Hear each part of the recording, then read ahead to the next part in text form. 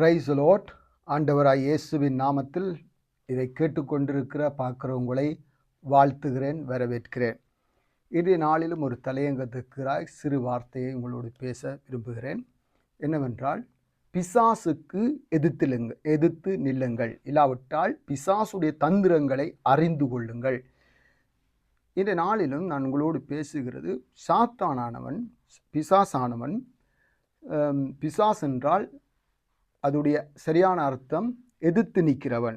யாரோடு? தேவனோடு எதிர்த்து நிற்கிறவன். தேவனோடு எதிர்த்து நின்றால் எங்களோடு எதிர்த்து நிற்பான்.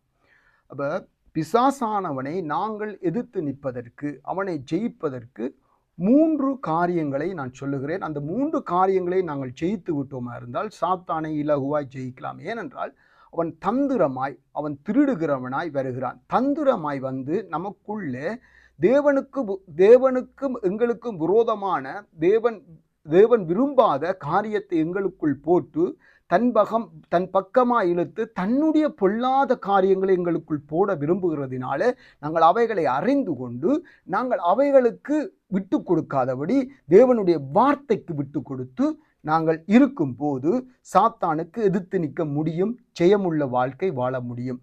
முதலாவது, நீங்கள் பார்த்தீர்களாக இருந்தால் முதலாவது காரியம், 3 காரியங்களை சொல்லுகிறேன். முதலாவது வாசிப்போம். யாக்கோப்பு 4வது அதிகாரம் 7வது வசனம் இப்படி சொல்லுகிறது: ஆகையால் தேவனுக்கு கீழ்ப்படியுங்கள், பிசாசுக்கு எதிர்த்து நில்லுங்கள், அப்பொழுது அவன் உங்களை விட்டு ஓடிப்போவான். அப்ப என்னண்டா ஆண்டவர் சொல்லுகிற காரியம், யாக்கோப்பு தன்னுடைய புத்தகத்தில் எழுதுகிறார், தேவனுக்கு கீழ்ப்படியுங்கள், பிசாசுக்கு எதிர்த்து நில்லுங்கள். அப்ப பிசாஸ் என்ன செய்கிறான் என்றால் என்ன தந்திரமாய் கொண்டு வருகிறான்? தேவனுக்கு கீழ்ப்படியாமல் பண்ணுகிறான். அதாவது தேவனுக்கு கீழ்ப்படுகிறதா, தேவனுடைய வார்த்தைக்கு கீழ்ப்படியாமல் பண்ணுகிறான். கேட்க பண்ணுகிறான், அதை பார்க்க பண்ணுகிறான், ஆனால் அதுக்கு கீழ்ப்படியாமல் பண்ணுகிறான். இதுதான் தந்திரம். அந்த தந்திரத்தை நாங்கள் அறிஞ்சிட்டோமா இருந்தால் தேவனுடைய வார்த்தைக்கு நாம் கீழ்ப்படியும் போது, ஒவ்வொரு வார்த்தைக்கும் நாம் கீழ்ப்படியும் போது, கீழ்ப்படிய பண்ணுகிறவர் பரிசுத்த ஆவியானவர். அப்போ தேவ ஆவியினாலே நாங்கள் அந்த வசனத்துக்கு கீழ்ப்படியும் போது, எங்கள் மனதை செலுத்தும் போது, அதை செய்யும் போது, பரிசுத்த ஆவியினாலே ஏவப்பட்டு செய்யும் போது நாங்கள் சாத்தானுக்கு எதிர்த்து நிற்கிறோம். சாத்தான் அவனுடைய தந்திரத்தை கொண்டு வர இல்லாமல் போயிடும். இல்லாவிட்டால் அவன் என்ன செய்வான்? கீழ்ப்படியாமையை போட்டுவிட்டு வார்த்தைகளை கேட்டு அதுக்கு எதிர்த்து நிற்கிறவளா எங்களை மாற்றி விட்டானா இருந்தால் அவன் இரகசியமாய் என்ன செய்யலாம்? எங்களுக்குள் அவன் வந்து எங்களுக்குள் இருக்கிற தேவனுடைய நல்ல வித்துக்களை, தேவனுடைய காரியங்களை, நல்ல பொக்கிசங்களை திருடி கொண்டு போயிடுவான். வேதம் சொல்லுது, அவன் கொள்ளுகிறவனும் திருடுகிறவனும் அழிக்கிறவனுமாய் இருக்கிறவனால் எங்களுடைய நல்ல காரியங்களை திருடிட்டு தன்னுடைய பொல்லாத பொக்கிசங்களை வச்சுட்டுவான். முதலாவது நாங்கள் செய்ய வேண்டியது தேவனுக்கு கீழ்ப்படியவனும், அப்பொழுதுதான் அவனுக்கு எதிர்த்து நிற்கிறான். கீழ்ப்படியாமல் அவனுக்கு எதிர்த்து நிற்க முடியாது. தேவனுக்கு கீழ்ப்படிந்தால் தான் அவனுக்கு எதிர்த்து நிற்கலாம். நாங்கள் கீழ்ப்படியாமல், தேவனுக்கு கீழ்ப்படியாமல் அவனுக்கு எதிர்த்து நிற்க முடியாது. தேவனுக்கு கீழ்ப்படியாவிட்டால் அவனுக்கு கீழ்ப்படிஞ்சிடுவோம். முதலாவது தேவனுக்கு கீழ்ப்படிவோம். 2வது காரியம் என்னவென்றால், 1 பேதுரு 5வது அதிகாரம் 8வது வசனம்: தெளிந்த புத்தி உள்ளவர்களாய் இருங்கள், விழித்திருங்கள், ஏனெனில் உங்கள் எதிராளியாகிய பிசாசானவன் கெர்ச்சிக்கிற சிங்கத்தை போல் எவனை விழுங்குவோம் என்று வகை தேடி சுற்றித் திரிகிறான். சரியா? 2வது, அவனை ஜெயிக்கிறதற்கு, அவனை மேற்கொள்வதற்கு, அவனுடைய தந்திரங்களை மேற்கொள்வதற்கு 2வது நாங்கள் பாவிக்க வேண்டியது தெளிந்த புத்தி உள்ளவனாய் இருக்கணும். ஒரு லேகியோன் பிடித்த, பிசாசு பிடித்த ஒரு மனுஷனை ஆண்டவர் துரத்தினோடனே அவனுக்கு முதலாவது தெளிவு உண்டாயினது.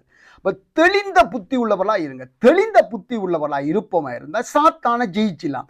சாத்தானை எதிர்த்து நிற்க, சாத்தானை ஜெயிப்பதற்கு 2வது வழி என்னவென்றால் தெளிந்த புத்தி உள்ளவர்களா இருக்கணும், விழித்திருக்க வேண்டும். தெளிந்த புத்தி என்றால் விழித்திருத்தல்.